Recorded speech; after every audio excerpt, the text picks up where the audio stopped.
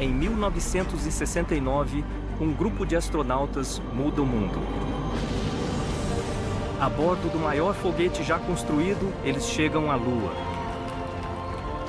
É o auge de mais de 10 anos de desbravamento do espaço. E o ponto de partida para mais de 4 décadas de exploração de outros mundos.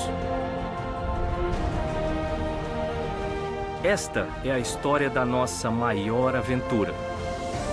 Grandes missões da NASA. Apollo, aterrissagem lunar. Apenas 2 meses após o último voo do projeto Gemini, a NASA começa a testar os foguetes que levarão o homem à Lua. Estávamos na primeira página dos jornais. As pessoas liam sobre nós todos os dias e comemoravam nossos sucessos. Tínhamos dominado as novas tecnologias do espaço. Aprendemos a trabalhar com computadores, a navegar, a atracar. Tínhamos a confiança necessária para irmos à Lua. A Apollo 1 é a primeira chance de se testar a nova cápsula para 3 homens no espaço. O novato Roger Chaffee completa uma tripulação de nomes já consagrados da NASA. Ed White, o primeiro americano a caminhar no espaço, e o comandante Gus Grissom, um dos integrantes do projeto Mercury e um forte candidato a ser o primeiro homem a pisar na Lua. O módulo de comando é maior do que qualquer outra cápsula já lançada pela NASA, e também o mais complexo. Era uma nova espaçonave. Era algo que tínhamos que reaprender, começando do zero. O projeto Apollo segue em ritmo acelerado numa corrida para chegar à Lua até o fim da década. Faltam 3 anos. Trabalhávamos de 12 a 18 horas por dia, dia após dia. A Apollo 1 está a menos de 4 semanas da decolagem. Os testes simulam as condições de lançamento. A Apollo 1 estava fazendo uma simulação de lançamento no Centro Espacial Kennedy, um procedimento de rotina feito em todos os nossos lançamentos. O teste exige que a cápsula funcione com sua própria energia elétrica, pressurizada com 16 libras por polegada quadrada de oxigênio puro. É uma combinação mortal. Devíamos ter estipulado um limite e dito, vamos encerrar por hoje, mas não dissemos.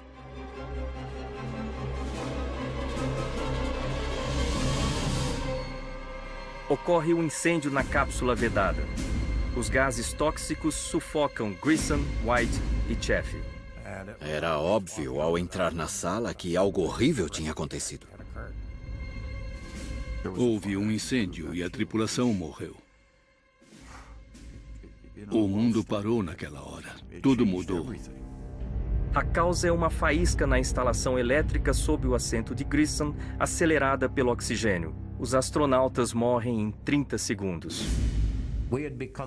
Tínhamos ficado complacentes, esquecido os perigos associados a uma atmosfera de oxigênio puro. Fomos confiantes demais. Sem dúvida, fomos responsáveis pelo primeiro desastre do programa espacial.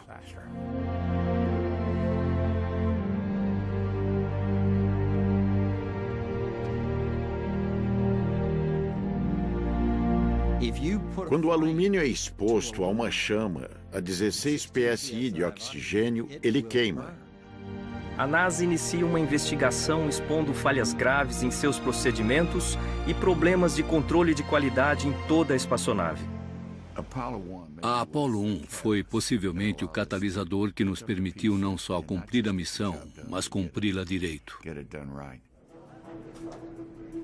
A cápsula é totalmente reprojetada, com instalações elétricas aprimoradas, materiais à prova de fogo e uma nova escotilha para saída rápida em caso de emergência. Quase 2 anos depois, a Apollo 7 cumpre a missão da Apollo 1, testar o módulo de comando na órbita da Terra. Decidimos seguir em frente, assumir a responsabilidade por cada ação e nunca mais parar de aprender. O passo seguinte exige bem mais potência. É hora de ir à Lua. Após apenas 4 meses de preparativos, a Apollo 8 fará o primeiro voo tripulado a deixar a órbita da Terra rumo ao espaço sideral. Eles disseram, vamos mudar a missão da Apollo 8 e ir à Lua. Aceitam? 4 meses não é muito tempo para se mudar a missão. Na Apollo 8 aconteceram muitas coisas não planejadas. Era o primeiro voo no Saturno V, o primeiro voo até a Lua. E por haver tanta novidade, era um voo bem arriscado. Nossa principal missão era ir à Lua, dar 10 voltas ao redor dela e retornar vivos.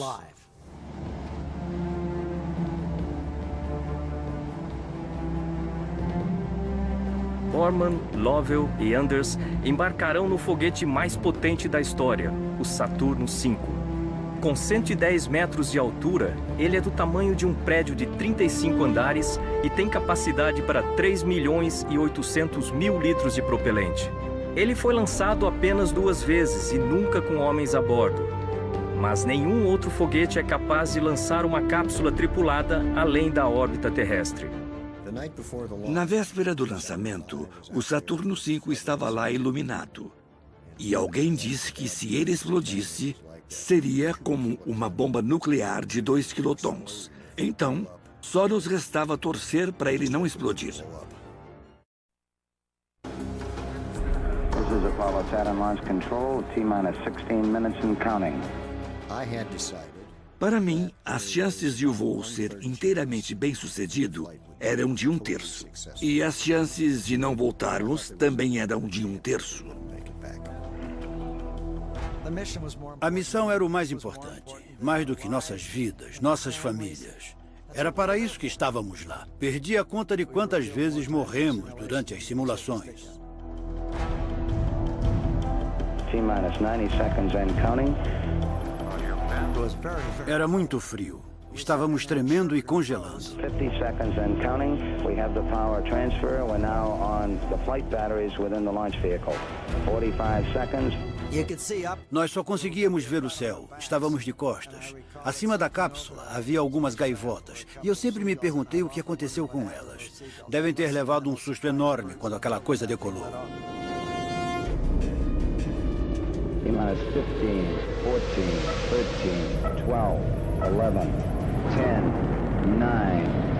We have ignition sequence start. The engines are on. 4, 3, 2, 1, 0. We have commit. We have liftoff.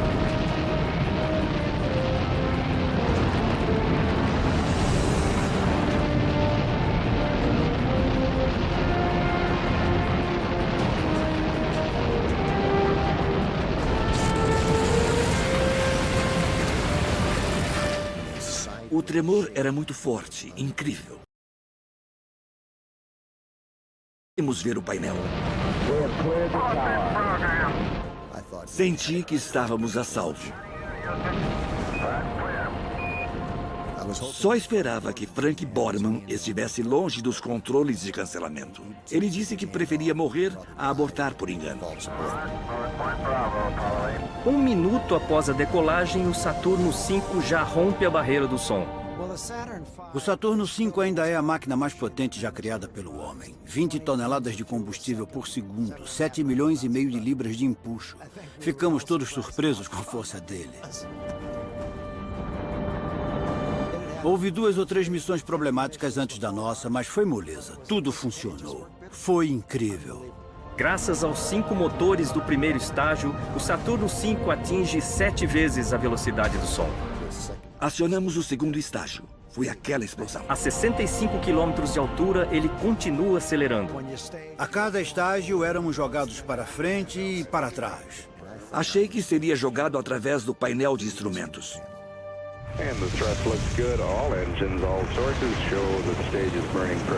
O terceiro estágio é acionado 2 vezes. Na primeira, eles entram em órbita. Na segunda, a tripulação do Apollo 8 chega onde nenhum homem jamais esteve, o espaço sideral.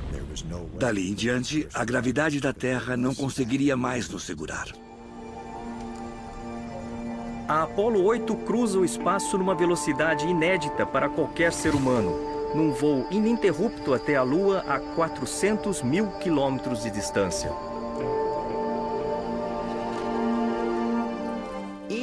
Cada voo era uma grande festa. Todas as esposas e maridos se reuniam. Eu perguntei a Chris Kraft, você acredita tanto quanto Frank que ele vai voltar? Era arriscado. Nada é certo, especialmente quando se trata de um voo espacial. Ele pensou um pouco e disse, Susan, a chance dele voltar é de uns 50%. E eu disse, obrigada, é bem mais do que eu esperava. A Apollo 8 voa às cegas até a Lua. Computadores calculam sua trajetória. Se houver o menor erro nos números, eles se chocarão contra a superfície lunar ou passarão pela Lua e seguirão adiante. Apollo 8 Houston, 1 minute LOS, all systems go. Era uma das partes mais tensas da missão, porque se o sinal de rádio fosse interrompido pela Lua, conforme previsto no plano de voo, estaríamos na trajetória certa.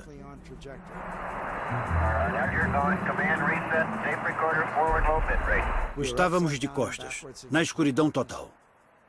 Nosso maior medo era bater na Lua. Roger, safe journey, guys.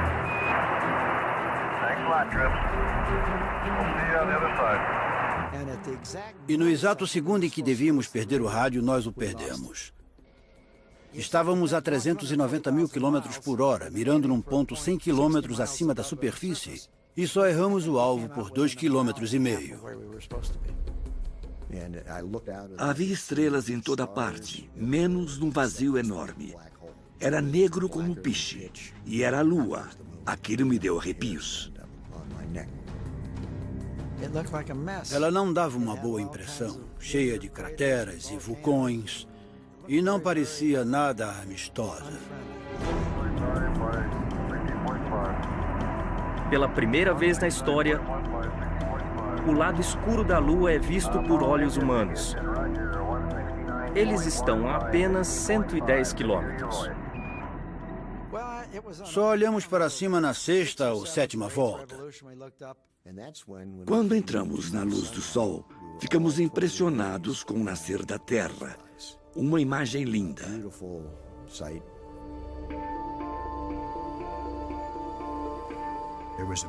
Corremos para pegar as câmeras. Todos bateram fotos. Por sorte, eu tinha filme colorido e uma teleobjetiva. Saiu em todos os jornais, em todas as revistas. É provavelmente uma das maiores fotografias do século, porque mostra a Terra como ela realmente é. Ela é minúscula, é insignificante, é irônico. Fomos estudar a Lua e acabamos descobrindo a Terra.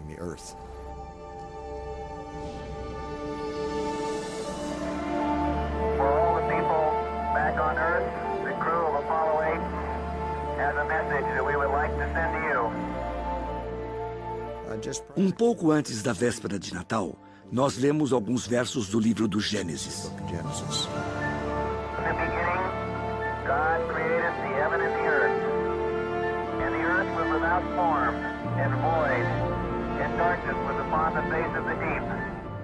Não eram apenas Borman, Anders e Lovell.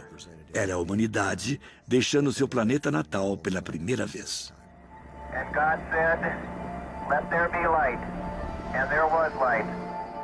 As palavras foram tão lindas. O Natal, a Lua, e eles tão longe. Foi emocionante. Todos choraram.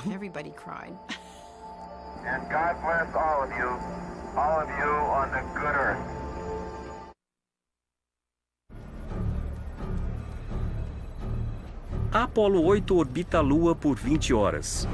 Um último impulso deve tirá-los da órbita lunar e lançar o módulo de comando numa trajetória em direção à Terra.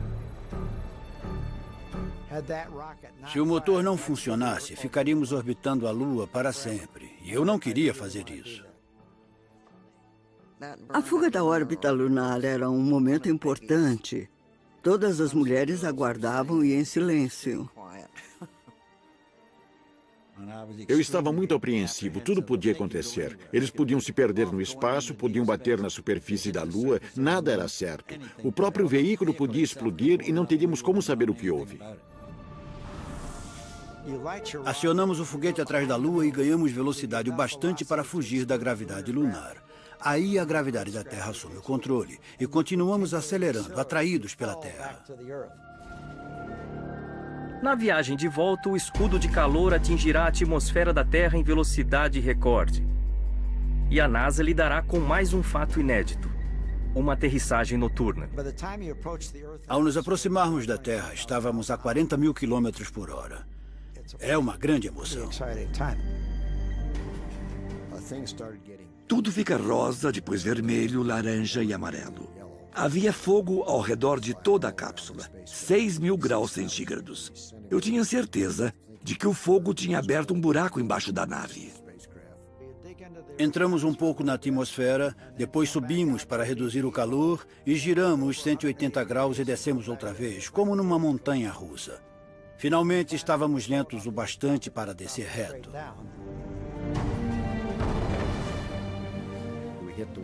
Batemos na água com força. Éramos heróis, voltando da Lua com todo o lixo da cápsula caindo nas nossas cabeças. Ficamos flutuando no Atlântico à noite com o Mar Bravo. Eu fiquei enjoado e vomitei em Anders e Lovell. Um final e tanto para uma grande missão. As conquistas da Apollo 8 são inegáveis. Ela abre o caminho para todas as missões seguintes. Mas orbitar a Lua não é o bastante. A NASA precisa de uma espaçonave que possa aterrissar na superfície lunar. Não podíamos ir à Lua até sabermos se o módulo lunar funcionava. Era o nosso trabalho.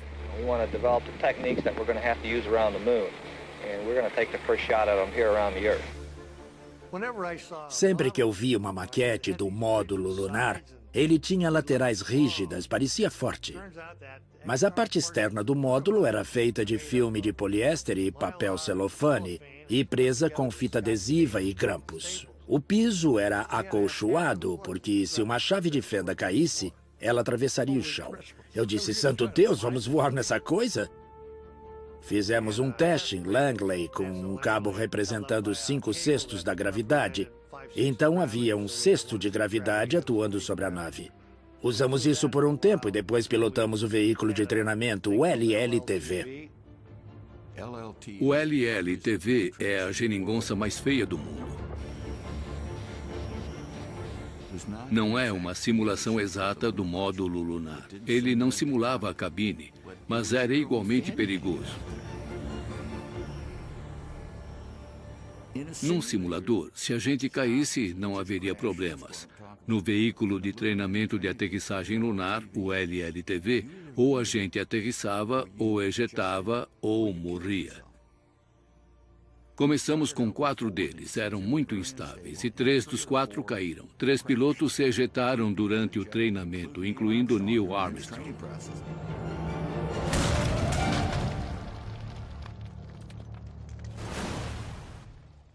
Quando Armstrong se ejetou do LLTV, ele saiu na horizontal.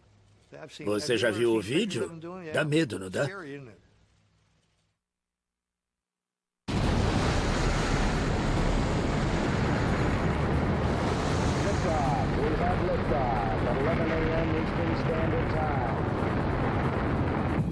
Apollo 9.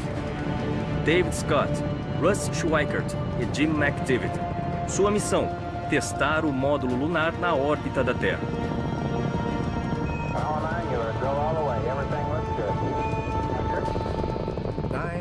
Foi a primeira vez que colocamos 2 homens num veículo que não podia reentrar na atmosfera terrestre.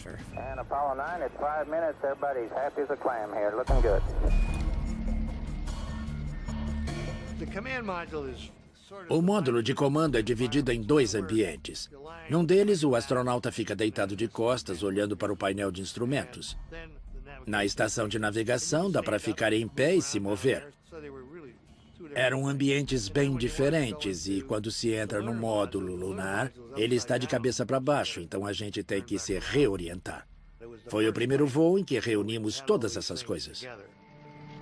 O módulo é a última peça essencial do plano de voo da Apollo.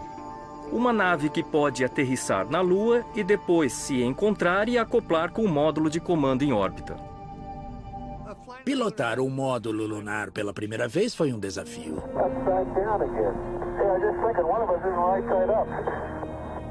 O interessante do módulo lunar é que é pilotado em pé. Todos os controles foram projetados para serem operados em pé. Assim, temos uma vista bem melhor na hora de aterrissar, porque estamos perto da janela.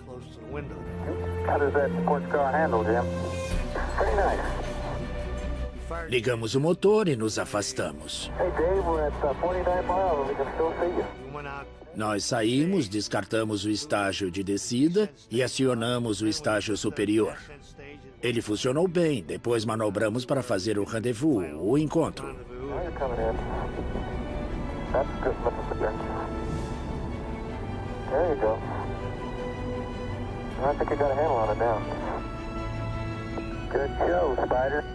Tudo funcionou.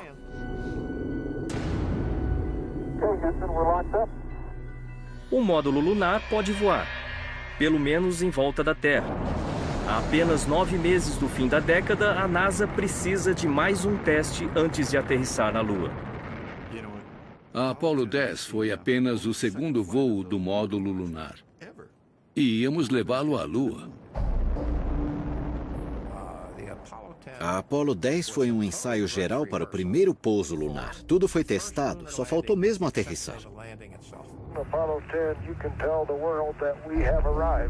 A Apollo 10. Tom Stafford, John Young e o piloto do módulo lunar, Gene Cernan.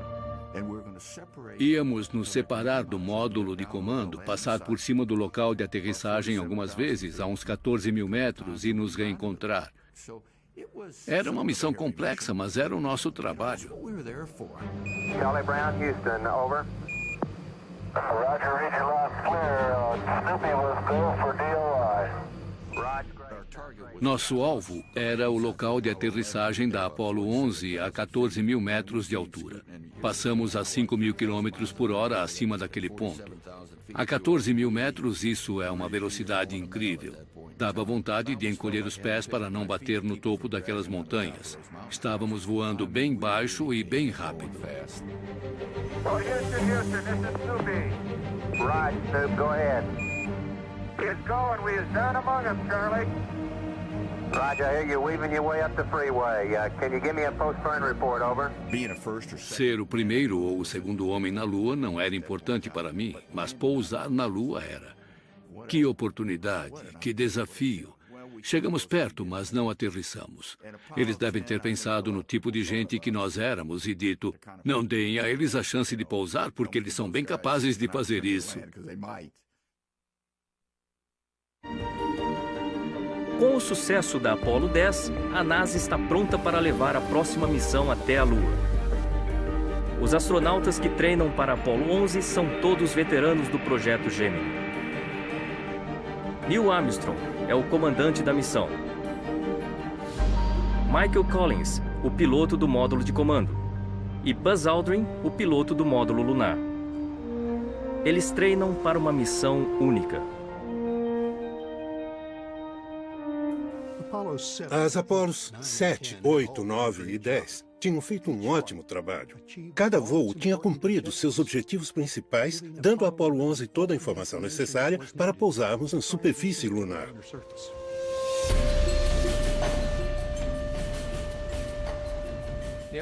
Neil Armstrong era o que eu chamaria de um tipo quieto, era muito concentrado. Era obviamente o comandante, bastava olhar para ele. Buzz Aldrin era um gênio do computador. Ele sabia o que estava acontecendo dentro da máquina. Ele entendia sua beleza e complexidade. Mike Collins era o colega que todos queriam caso houvesse problemas. Ele era extremamente lúcido. 8 anos, 1 mês e 22 dias após John Kennedy desafiar os Estados Unidos a levar um homem à Lua, Armstrong, Aldrin e Collins estão prontos para voar. The astronauts then sat down to breakfast. They had a menu of filet mignon, scrambled eggs, toast, coffee and tea. This is Apollo launch control. We're still aiming toward our planned liftoff at the start of the lunar window, 9:32 a.m. Eastern Daylight.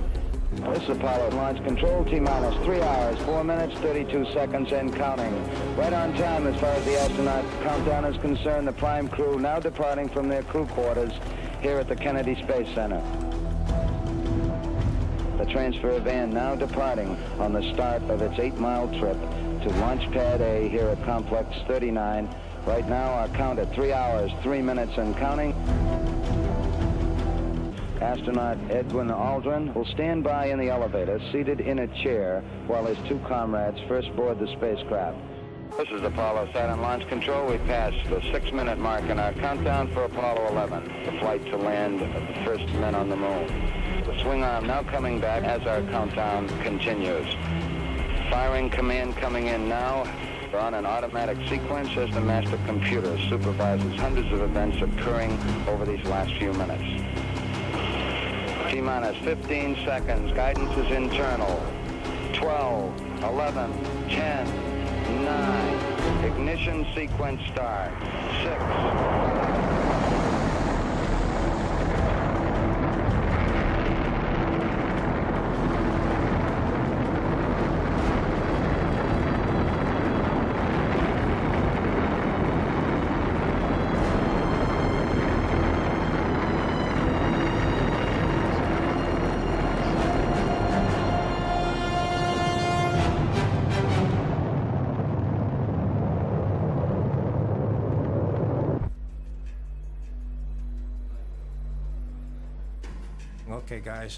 Eu disse, pessoal, é hora de trabalhar. Vamos levar um homem à Lua.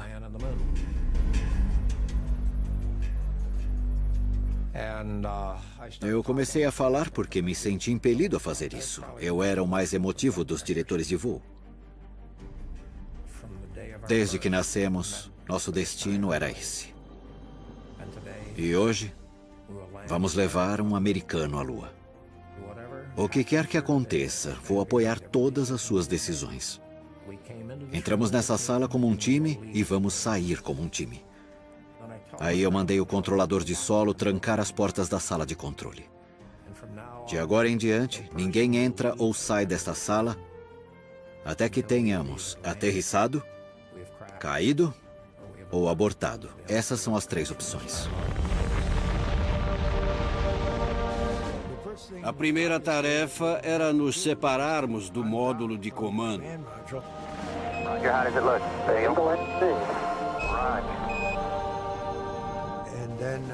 Aí então nós giramos para que o Mike checasse o nosso trem de pouso.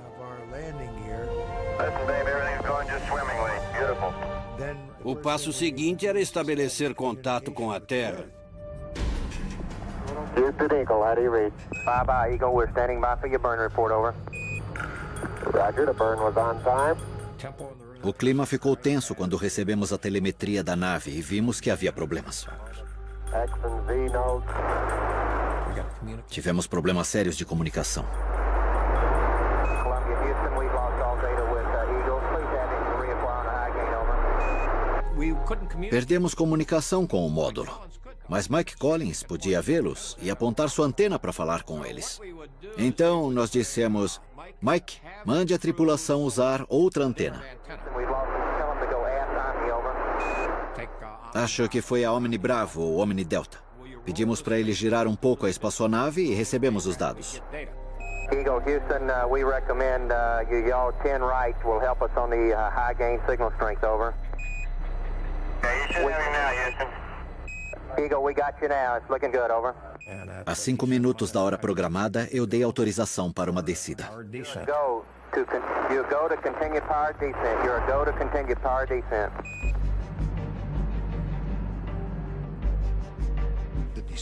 A descida era um procedimento complexo. Nosso plano era começar a 15.000 metros de altitude e a 5.000 quilômetros por hora, usando um jato constante para desacelerar e pousar calmamente. Eagle, Houston, everything's looking good here, over. Eles acionaram o jato e a telemetria sumiu outra vez. E eu voltei ao mesmo dilema. Tenho informações o bastante para continuar a descida? Okay, all flight controllers, go for landing. Retro, go. Rhino, go. Guidance, go. Control, go. Telcom, go. GNC, go. Ecom, go. Surgeon, go. Capcom, we're go for landing. Houston, you're go for landing, over. Program alarm. Naquele momento, o computador soou um alarme 1202.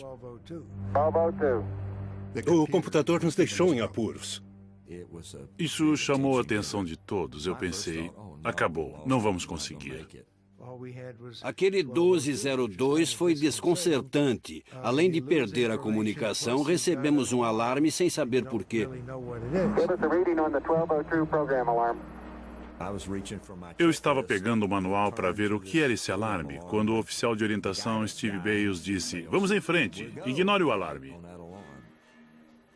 Gene acreditou nele e seguiu em frente, sem pedir explicações. Roger, we got you. We're going at alarm.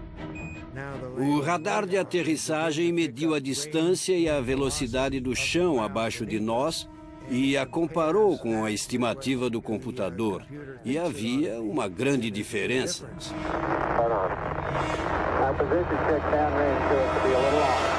Roger, 1201. A situação era grave. O computador está quebrando? Ele não está funcionando direito? 1201. Roger, 1201 alarm. O que o alarme queria dizer? We're go, same type, we're go. Mesmo tipo. Era um número diferente, mas o mesmo tipo. Ele disse, mesmo tipo. Continuem. 47 degrees. Roger. O computador estava tão ocupado que não conseguia fazer tudo e acabou ignorando algumas tarefas menores que não eram consideradas tão importantes. Assim que o controle da missão decide ignorar os alarmes, o módulo lunar envia outro sinal estranho. 37 degrees. Vimos uma trajetória estranha que nunca tinha surgido no treino. 300 feet down, 3.5. 47 forward. Ele baixou até 120 metros, parou de descer e começou a voar horizontalmente sobre a Lua. Ele não disse nada, mas pela janela o que eles viam era um grande campo de rochedos. O computador nos levou a crateras do tamanho de estádios de futebol, cercadas de precipícios e cobertas por rochedos enormes. 50 down at 2.5. 19 forward. Altitude, velocity, light. Neil tinha algo que nós não tínhamos. A vista pela janela. Ele sabia que estava sobre um lugar seguro para aterrissar, sobre um campo de rochedos. Meu trabalho era dizer quanto combustível eles tinham. E eles tinham 0. 5.5 down. 9 forward. O combustível estava acabando e estávamos perto de abortar a missão. 100 feet, 3.5 down. 9 forward. Quando chegamos a 30 metros, a luz de combustível acendeu e Charlie Duke nos deu um limite de 60 segundos. Uma ordem simples, Águia 60 segundos. 60 seconds. Seria bom pousarmos logo. Tínhamos 60 segundos para pousar. Era isso ou abortar a missão. Houston, this is Neil, radio check. Neil, this is Houston, loud and clear. No módulo lunar, Neil Armstrong e Buzz Aldrin se preparam para a atividade extraveicular mais incrível de todos os tempos. A primeira caminhada sobre a Lua. Break, Buzz, this is Houston, radio check and verify TV circuit breaker in. Nós trocamos de turno. Meu substituto como Capcom era Bruce McCandles. Bruce chegou, eu informei a ele o status da missão, disse adeus e voltei para casa. Vi o resto pela TV com meus filhos, minha esposa. Fiquei em casa assistindo ao primeiro passo do homem na Lua. Okay, Neil, we can see you coming down the ladder now. Eu podia ver a Lua e racionalmente eu sabia que havia amigos meus lá em cima e que eu ia falar com eles e eles iam andar sobre a Lua. Mas não conseguia acreditar naquilo, porque eu olhei para a Lua e ela continuava igual, não tinha mudado nem um pouco. Okay, Neil, we can see you coming down the ladder now. Very fine grained as you get close to it. It's almost like a powder. Foi admirável. Era um milagre. Não só tínhamos chegado à Lua, como estávamos prestes a pisar nela.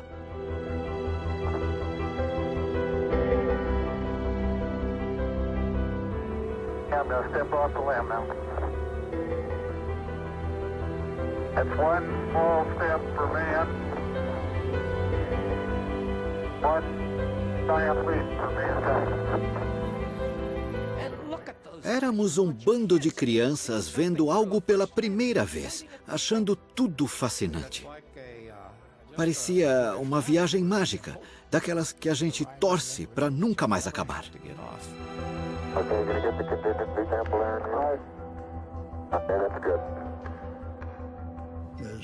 A nossa prioridade era recolher uma amostra do solo lunar e guardá-la num dos bolsos do traje.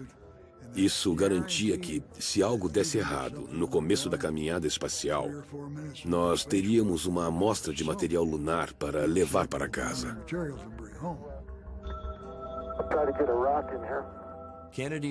O desafio de Kennedy era podermos chegar à Lua e depois voltar em segurança. Ele não falou nada sobre coletar material, bastava pousar na Lua. Mas já que estávamos lá, tínhamos que pegar algumas pedras. Beauty all its own. It's like much of the high desert of the United States. It's different, but it's very pretty out here. Okay, ready for me to come out? All set. 15 minutos depois, Buzz Aldrin está pronto para se juntar a Armstrong na superfície da Lua. Eu não ligava para quem sairia primeiro, contanto que os dois voltassem em segurança, porque eu precisava de 2 homens dentro da cápsula para cumprir a missão. There you go. For those who haven't read the plaque, we'll read the plaque that's on the front landing gear of this LEM. Tínhamos algumas tarefas e uma delas era descerrar a placa do trem de pouso. Airmen from the planet Earth first set foot upon the moon, July 1969, AT. Viemos em paz em nome da humanidade. Era uma afirmação emblemática não só da nossa missão, mas de todo o programa Apollo.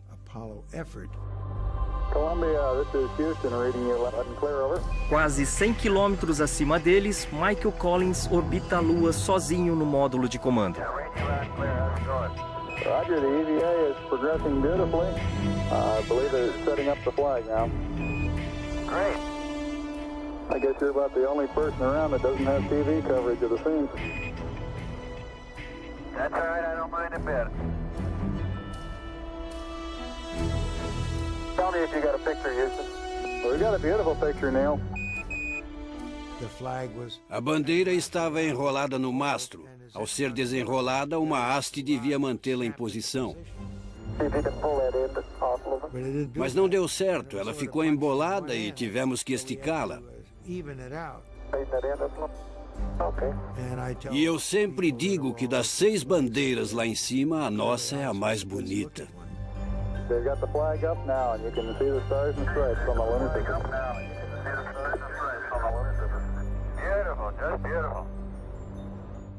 Se você olhar bem, pode ver que eu estou saudando a bandeira. Para um homem do exército, foi um momento de orgulho estar na Lua saudando a bandeira.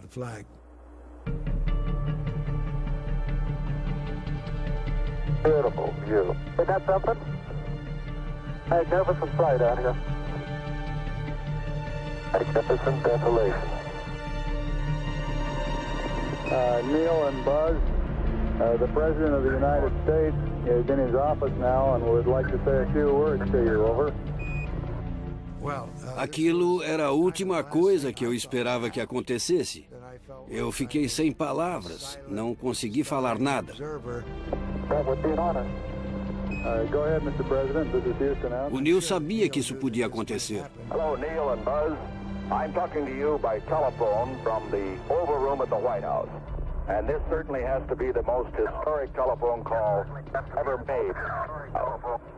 I just can't tell you how proud we all are of what you... For every American, this has to be the proudest day of our lives. Aquele foi realmente um momento simbólico para as pessoas em terra. O presidente falando com 2 sujeitos na Lua. For one priceless moment in the whole history of man, all the people on this earth are truly one. Eu estava com Nixon na Casa Branca. Ele ia fazer um discurso longo e eu escrevi: é um grande erro. O senhor vai tomar tempo demais. O programa espacial não é seu, o senhor apenas o herdou. Faça um discurso curto. E ele fez. And thank you very much, and I look forward, all of us look forward to seeing you on the Hornet on Thursday. Armstrong e Aldrin passaram um pouco mais de 2 horas explorando a superfície da Lua. Eles voltaram, fecharam a escotilha, repressurizaram o módulo lunar, tiraram um cochilo e essa foi basicamente a caminhada espacial. Foi um milagre técnico. Tudo correu bem. 9, 8, 7, 6, 5, fourth stage, engine arm ascent, proceed.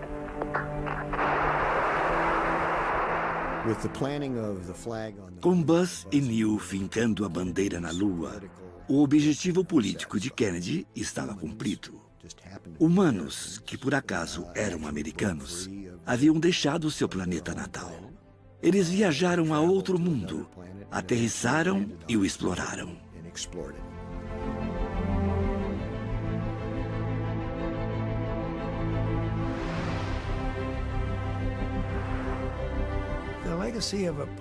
O legado do programa Apollo foi mostrar que quando um grupo de seres humanos aceita um desafio, ele pode traçar um percurso e realizar coisas incríveis. Era uma tarefa que parecia impossível, mas quando há perseverança, não há limites para o que podemos fazer.